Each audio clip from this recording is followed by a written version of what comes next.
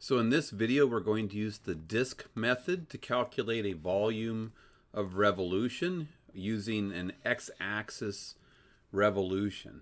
So in this example, it says revolve the region under the curve y equals the square root of x around the x-axis, so an x-axis revolution over the interval from 0 to 4. So we stop our revolution right here.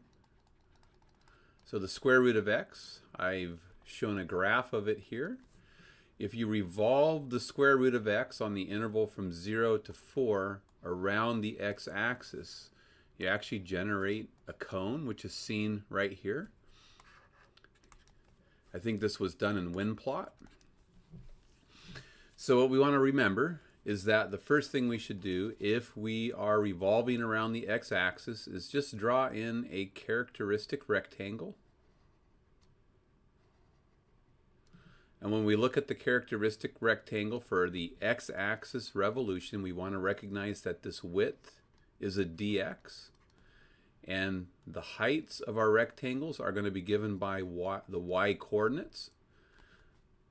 And in this case, y is just equal to the square root of x. So the radius of revolution is just going to be the square root of x.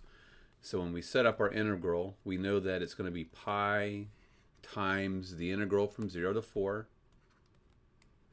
And it's pi times the square of the radius as a function of x. So we have pi r squared is the area of a circle, right? When we rotate each characteristic rectangle around the x-axis, we generate cross sections that are circles. So we need to calculate the area of each of those circles of revolution.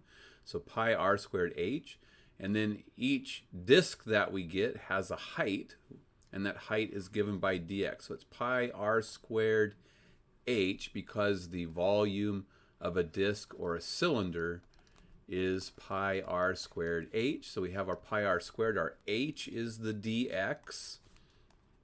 And that's the key. When you think about the disk method for volumes of revolution, you want to recognize that the formula that you see is just the volume of infinitely many disk, pi r squared h, the volume of a cylinder or disk, infinitely many disk added up. So the integral notation is just a summation or sigma notation. So add up all of the disks to get the total volume.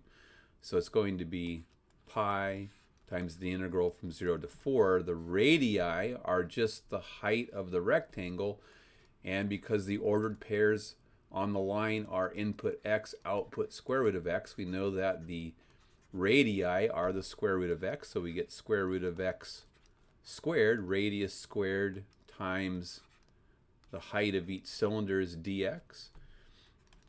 So we get pi times the integral from 0 to 4. The square root of x squared is equal to x if x is greater than or equal to 0. And on the interval from 0 to 4, x is a non-negative number. So remember, the square root, in general, the square root of x squared equals the absolute value of x. But if x isn't negative, and on the interval from 0 to 4 it isn't, then we don't need the absolute value sign. So we get x dx, and then we integrate x, we get 1/2 x squared, so we're going to wind up with pi over 2x squared from 0 to 4 equals pi over 2 times, plug in our bounds of integration, so we get 4 squared minus 0 squared. It's just going to be 16 pi over 2, or 8 pi is our volume of revolution. So it'd be 8 pi cubic units. We don't have a unit of measurement, so we can't say like feet cubed or inches cubed or anything like that.